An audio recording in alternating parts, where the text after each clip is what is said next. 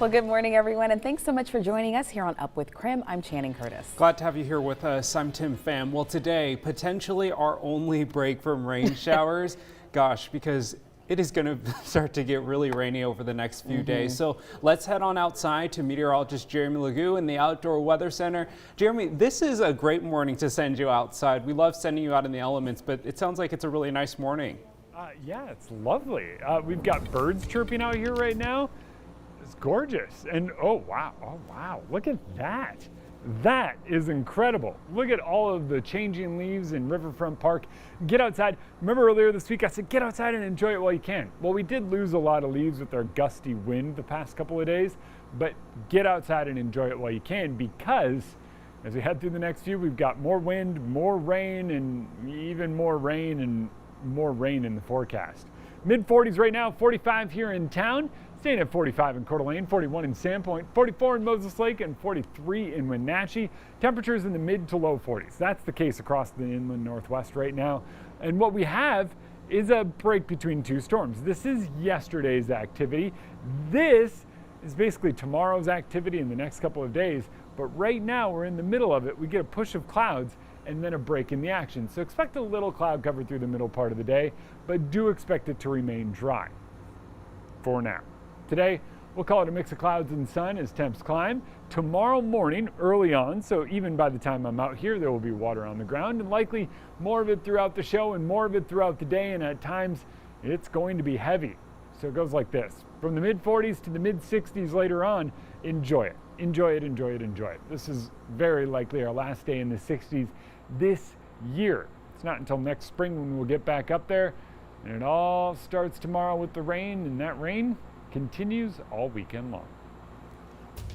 Now to our big story. Former WSU football head coach Nick Rolovich is planning to sue his former employer. So we've been covering this story for months here on Up with KREM. Now the lawsuit comes after WSU fired Rolovich for refusing to get the COVID-19 vaccine and denying his religious exemption. So Rolovich claims his devotion to the Catholic faith is his reason for not taking the vaccine. However, Pope Francis has urged everyone to get the vaccine. An employment attorney says it will be tough for Rolovich to get a judge to side with him on the religious exemption. The law is that the employer only has to show a small amount of hardship or inconvenience, what's called a de minimis harm. And here, with COVID being potentially lethal, it's going to be, I think, pretty easy to show that an unvaccinated person poses a greater risk than a vaccinated person to staff, students, other faculty, etc. Rolovich's attorney also claims WSU Athletic Director Pat Chun wanted Rolovich fired long before a vaccine mandate was in place. Meanwhile, Gonzaga's head basketball coach Mark Few pleaded guilty to driving under the influence. Now last month, Few was stopped by a Coeur d'Alene officer after he was called in for driving erratically and for speeding. Now the police report says Few had several signs of intoxication. The coach is now ordered to pay a $1,000 fine, and he must also complete 24 hours of community service by February. Few's license was also suspended 2 weeks ago for 90 days. However, a judge will allow him to drive to and from work starting November 5th. An ignition interlock system was also added to his car. So this means he'll have to prove that he's not drunk before his vehicle can operate. Mark Few released a statement saying that he's sorry and that this will not happen again. Time now for your morning rush. More news in less time. Spokane police are investigating a deadly shooting that happened Wednesday morning. Now this is the same shooting that we broke on Up with KREM yesterday. Police were called out to a West Central neighborhood after people reported hearing gunshots. When officers arrived, they found a body in the middle of the road on West Boone Street. Now police have not identified the victim just yet, but as soon as they do, we'll bring you the very latest information on our website, krem.com, and the KREM 2 mobile app.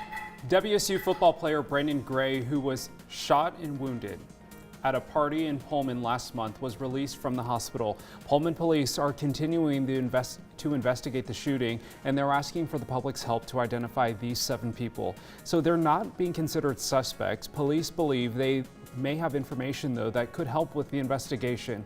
If you can identify any of these 7 people, contact the Pullman Police Department. Another fire department is losing firefighters due to the state vaccine mandate. The Moses Lake Fire Department lost 3 firefighters out of 36. The 3 let go all had their exemptions approved, but the city did not offer them accommodations. We're going to see times where we're not going to have enough staff units to be able to respond to every call that gets called in. There's times now that we have to use mutual aids to come in, but they're already short-staffed as well. The union created a petition on change.org to bring back its firefighters. In a press release, the city says it needs every penny of its reserve funds to bolster the infrastructure of the community, not in fighting lawsuits. And Chad Daybell's trial is officially moving to another county in southern Idaho. Now, he's accused in the murder of his current wife's children and his late wife. The Idaho Supreme Court ruled this week that his trial will happen in Ada County. Now, the jury will also be picked there as well. His wife, Lori Vallow, is also facing charges, but her trial is on hold since the court found her mentally unfit for trial. Prosecutors are seeking the death penalty for Chad Daybell. Now, that's your Morning Rush. More news in less time. Let us know what's happening in your neighborhood by using the hashtag #UpWithKREM on social media. History is being made this week at the Seattle Center. After 3 years of renovation, the new Climate Pledge Arena is ready to welcome thousands of screaming Kraken fans and concert goers. Some fans were even treated to a concert before Coldplay takes the stage on Friday. But today is the official ribbon cutting for the billion-dollar arena. Our sister station in Seattle shows us inside. Officials at Climate Pledge Arena gave local media one last sneak peek inside before the Kraken season opener Saturday night.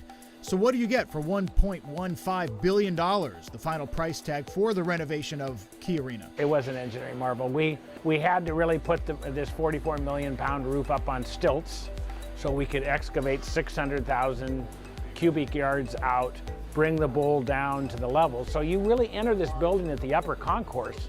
The majority of the arena is subterranean. The walls inside most arenas are bare. Maybe they've got displays of famous athletes who played there. At Climate Pledge, multiple walls are breathtaking art displays. One has rotating parts that make it appear like leaves falling when you walk by. Another looks like the Seattle skyline from one angle, but the Kraken logo from another. The team calls this the Instagram wall, an especially green area where they expect lots of people to take lots of selfies. In the team's locker room, the Kraken logo is on the ceiling, not the floor, so nobody breaks superstition by stepping on it. And of course, if you look down, you'll still see the old Key Arena roof. Preserving that may have been the biggest trick of them all. The engineering feat that was is the most remarkable engineering in the history of the facility business. We have 1,000 people here for our facility conference this week.